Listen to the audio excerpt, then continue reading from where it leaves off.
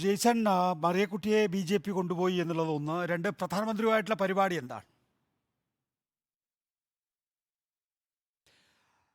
നികേഷ് കുമാർ, പ്രധാനമായ രണ്ട് കാര്യങ്ങളാണ് ഈ അടുത്ത ദിവസങ്ങളിലായി ബി.ജെ.പിയെ കൂടുതൽ ആവേശത്തിലാക്കാനായിട്ട് ഇടയാക്കിയിരിക്കുന്നത്. ഒന്ന്, രാമക്ഷേത്രത്തിൻ്റെ പ്രതിഷ്ഠാ ദിനം അടുത്തു വരുന്നു. മറ്റൊന്ന്, പ്രധാനമന്ത്രി തൃശ്ശൂരിൽ മഹിളാ സമ്മേളനത്തിലും അതുപോലെ തന്നെ റോഡ് ഷോയിലും പങ്കെടുക്കുന്നു. ഈ രണ്ട് സംഭവങ്ങളെയും പരമാവധി രാഷ്ട്രീയമായി ഉപയോഗിക്കാനായിട്ടുള്ള ശ്രമങ്ങളാണ് ഇപ്പോൾ ബി.ജെ.പി നടത്തുന്നത്.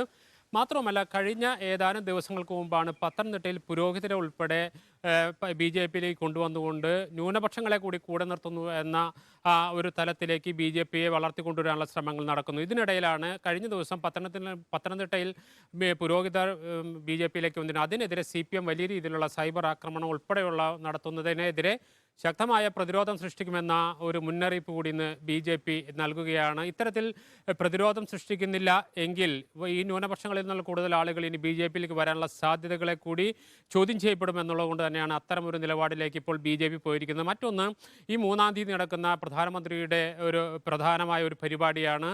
കേരളത്തിൽ ബി.ജെ.പിക്ക് പുതിയ ഉണർവ് നൽകാൻ ഈ പരിപാടി സഹായിക്കുമെന്നാണെന്ന് സുരേന്ദ്രൻ പറഞ്ഞു വെക്കുന്നത്. മാത്രവുമല്ല, ഇന്ന് ഒരു ദേശീയ മാധ്യമത്തിന് പ്രധാനമന്ത്രി നൽകിയിരിക്കുന്ന ഒരു ഇൻ്റർവ്യൂവിൽ പ്രധാനമായും സൂചിപ്പിക്കുന്നത് ദക്ഷിണേന്ത്യയിലും കേരളത്തിലെയും ബി.ജെ.പിയുടെ വളർച്ചയും ഭാവി പരിപാടികളെക്കുറിച്ചുള്ള സൂചനകൾ അതിൽ നൽകുന്നുണ്ട്.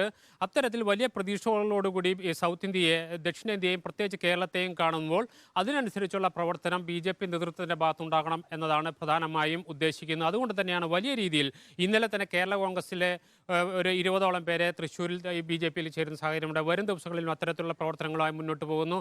ഏതായാലും തെരഞ്ഞെടുപ്പ് അടുത്തു വരുന്ന സാഹചര്യത്തിൽ ബി.ജെ.പി പുതിയ ഒരു മുഖം സൃഷ്ടിക്കാനുള്ള ശ്രമത്തിലാണ്. മറ്റൊരു കാര്യം, ഈ വരുന്ന ലോക്സഭാ തെരഞ്ഞെടുപ്പിൽ പൊതുമണ്ഡലങ്ങളിൽ നിന്നുള്ള കൂടുതൽ സ്ഥാനാർത്ഥികളും ഉണ്ടാകുമെന്ന സൂചന കൂടി ഇന്ന് സുരേന്ദ്രൻ നൽകുന്നുണ്ട്. നേരത്തെ ബി.ജെ.പിയിലെ സംസ്ഥാന ഭാരവാഹികളായിരുന്നു പ്രധാനമായും സ്ഥാനാർത്ഥികളായിരുന്നെങ്കിൽ ഇപ്പോൾ അതിൽ നിന്ന് വ്യത്യസ്തമായി സിനിമ അതുപോലെ തന്നെ കായിക രംഗങ്ങളിൽ നിന്നുള്ളവർ ഉൾപ്പെടെ ഇത്തവണ സ്ഥാനാർത്ഥികളാകുമെന്ന സൂചനകൾ കൂടി സുരേന്ദ്രൻ നൽകുന്നുണ്ട്. ഇതുകൊണ്ട് തന്നെയാണ് ഞാൻ തുടക്കത്തിൽ സൂചിപ്പിച്ച പോലെ പ്രധാനമന്ത്രിയുടെ സന്ദർശനവും അയോധ്യ ക്ഷേത്രത്തിൻ്റെ പ്രതിഷ്ഠാ ചടങ്ങും കേരളത്തിലെ ബി.ജെ.പി രാഷ്ട്രീയമായി ഉപയോഗിക്കാനുള്ള എല്ലാ ശ്രമങ്ങളും ഇപ്പോൾ നടക്കുകയാണ്. നികേഷ്, ജെയ്സണാണ് വിശദാംശങ്ങൾ നൽകിയത്.